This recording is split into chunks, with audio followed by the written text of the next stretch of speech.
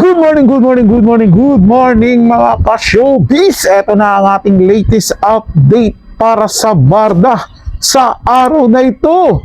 Ito ang totoo, Barbie Fortesa lang ang kay David Licauco, walang Alex. Tara, ating pag-usapan, bigyan ng komento, reaction, opinion. Kung solid Barda fans ka, Barda fanatics, Barda panatag, mas maganda kung tapusin mo ang video na to para mas marami kang malalaman na katotohanan. Pero kung hindi ka naman solid Barda, skip mo na lang po to.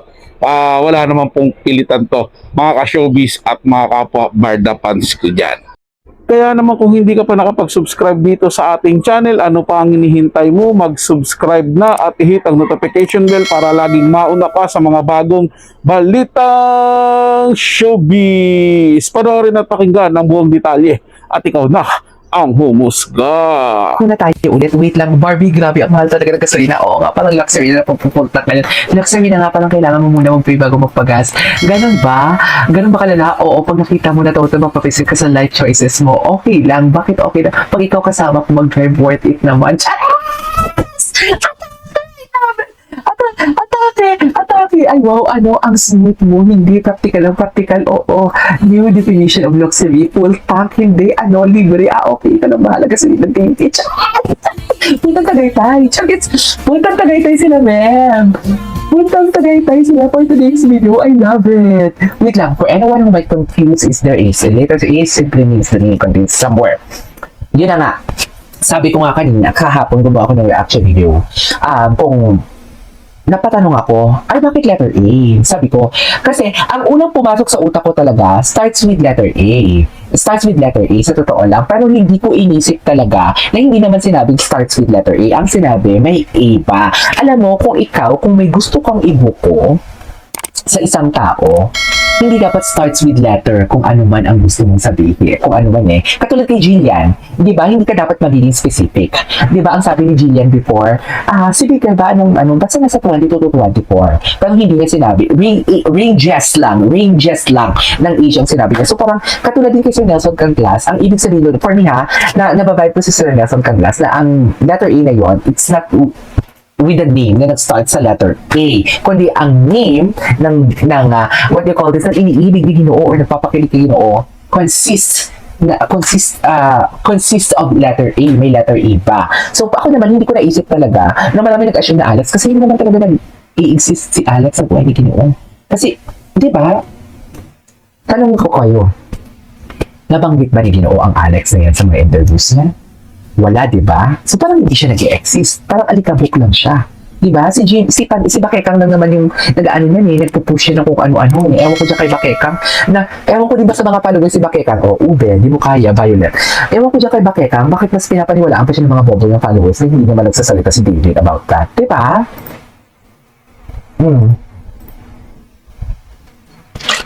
Tuloy natin to. Sinasabi ko sa inyo. Galit. Sino yung naisip mo? Oh? Wow! May iba? Hinila mo pabalik sa'yo sino? Is there a letter A? Is there a letter A? Is there a letter A? Speaking of Barbie, Barbie agad? Speaking agad of Barbie? Inedit lang. ano ba ito? Inedit lang. Fan service pa ba to? May kasama ng feelings. Which one? Yung closeness ninyo ni Barbie. Well, yung closest namin, close naman talaga kami. True. We have to. Ikaw yung tinatanong ko I mean, yung sa ko, care for a lot. I care for her a lot. Can we qualify that? I just really care about her a lot. I just feel it a lot. Di ba? Iba ang feeling niya dyan. Sa isa't isa. Like, you protect her and sometimes you Protect you. Ay, tagay, sana all nagpoprotektahan. Chance! Sana all nagpoprotektahan, di ba? I care for her. Siyempre, alam mo nga. Ang estado ng puso ni David, Sila ka kaya. I would like, another human being. Para sa end ka I'm really happy. Okay, I'm really happy. Yun yung importante. Ay, Do you hear me? I'm talking to you. Oh, di ba? Unang arangkada pa lang ng video, mga ka-showbiz, mga kapwa-barda fans ko dyan, pasabog na kaagad. Usapang Barbie at David Licao ko kaagad, nag-leak agad yung usapan nila sa taas ng gasolina, no? Mga diesel. Grabe naman po kasi talaga ngayon. Sobrang taas. Yung mga mayayamang negosyante ng gasolina lang ang talagang pumaldo ng husto, mga ka-showbiz, mga kapwa-barda fans ko dyan. But anyway, balik tayo dun sa issue. Nakita nyo naman, di ba, kung paano maglambingan yung dalawa sa chat or text pa lang yan. And then doon, di ba, sa sinabi na may letter A daw. Di ba, hindi naman sinabi. Kasi ito lang yan, mga ka-showbiz, mga kapwa-barda fans ko dyan. Kung mayroong nagtanong sa'yo, tapos ayaw mo sabihin yung totoo, di ba, ano ba yan? Let's start with ano ba yung pangalan na yan? Siyempre hindi mo sasabihin kung saan magsisimula. Kasi ano kagad yan? Bistado kagad yan. Siyempre lalaruin mo. Basta may, may letter A siya sa pangalan. Mga ganun yun. Pero dahil nga biglang nabanggit yung letter A, iisipin kagad ng mga tao na si Alex yan. Pero ang dami ng interview ni David Licao ko, ang dami ng event na pinuntahan ni David Licao ko na laging binabanggit yung pangalan ng Alex. May nakita ba kayo na may Alex sa buhay ni David Licao ko? May nakita ba kayong may Alex na dinadala si David Licao ko doon sa restaurant niya? Wala kayong nakita ron, mga ka-showbiz, mga kapwa-barda fans ko dyan. Bagkus, si Barbie Fortesa, yung nakita niyong dinala ni David doon. Si Barbie Fortesa, yung makikitaan nyo na meron silang symbolic ring, meron silang Queenie na damit. Laging ganun, mga ka-showbiz, mga kapwa-barda fans ko dyan. So, paano kaming mga solid barda, maniniwala sa mga haters na to, na may Alex at David daw? Gayong wala naman dinadala, walang pinapakita si David na gano'n. Di ba? Kaya nga lagi kong sinasabi sa inyo, yung mga haters na yan, gagawa lang talaga ng eksena yan, gagawa lang ng kwento yan, kasi ayaw nga nila na magkatuluyan si Barbie at David. Hindi ko alam kung ano gusto nila, mga ka-showbiz, mga kapwa-barda fans ko dyan. Yun lang yung nakikita ko. Kaya nila ginagawa yung gano'n. Pero tayo mga solid, hindi tayo magpapa-apekto doon. Diba, sabi ko sa inyo, tapusin yung video nito, marami talaga kayong matutunan, marami kayong malalaman, di ba? Panoorin nyo mabuti at intindihin nyo kung mabuti. Lalo na dyan sa mga haters, panoorin nyo na rin. Para naman kahit papaano, matanggal na yung hate nyo dyan sa katawan, matanggal na yung paninira nyo dyan kina Barbie at David. Tutuloy natin ang video, mga ka-showbiz, mga kapwa-barda fans ko dyan. At huwag niyo makalimutan, mag-komento kung meron kayong naiisip at meron kayong gusto sabihin dyan sa comment section. Babasahin at pupusuan ko po yan. Across the water, across the deep blue ocean. Si Mami Belisa, ang kulit mo. Charis, anyways, maghanap na muna tayo. Ay, tingnan natin yung mga repost si Mami Belisa. Ay, okay. Try na natin to. Wait lang ha, Barbie Fortesa. Kung ano yung mga latest kay Barbie Fortesa ko today. TikTok muna tayo kasi kahapon hindi tayo masyado nakapag-TikTok. Ay, sino to? Sino si girl? Pens. Virtual picture. Ay, Diyos ko, kinikilig na kayo dito. Uy, magkuya yan sila. Kayo na lang, magkuya yan sila, Diyos ko. Utang na loob, magkuya yan sila ng dinili. Nakakadiri naman. Just, diba ever since kuya naman talaga yung ano ni Barbie dyan? Yung tarato ni Barbie? Ay, please invite. Wait lang, please invite our Barangay Barda Mayora, Miss Barbie Fortesa. Oh, Diyos ko. Magkuya na yan. Atake kayo. Sige, tapusin nyo yan. Charas. Kasi nadidiri ako. Charas. Hindi ako nadidiri because magkasama sila. Nadidiri ako kasi sa relasyon nila, ang close nila eh. Tapos ginagawa ng mali siya. Alam mo, tama nga naman talaga yung mga basher. Yung mga basher talaga, mga malisyosa talaga, no? Oh. Pero kung walang asawa si Christopher Martin, piling ko si Christopher Martin din ako i-shoot nila dyan. Sa totoo lang, kung walang asawa si Christopher Martin i-shoot nila. Di ba? Kaloka kayo. Ay, Diyos ko. Oh my God, kinikilig na kayo yung kandungan. Ba't hindi nyo isali dyan yung kandungan? Just, ginawa nyo din ng kwento. Di ba, Mel? Tama ba ako? Anyways, ay, hello. Grabe, ang fierce na mukha ni Barbie. Pero na-curious ako kung sino yung gumagaya kay Barbie. Curious talaga ako. Kasi pinost si Madam Barda United. Si Madam Barda United pa naman hindi yan nagpo-post na kung ano-ano lang. Basta, di ba?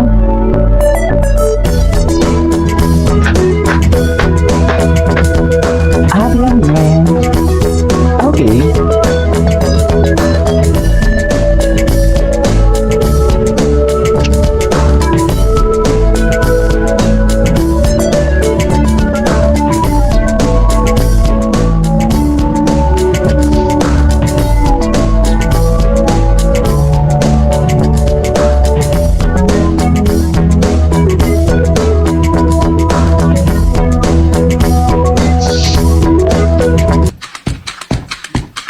Ano to? Ay, very lambada. Very lambada. Ay, ito. Yes. Sexy BB together with Ivana Alawi for today's video. Hindi mo kaya.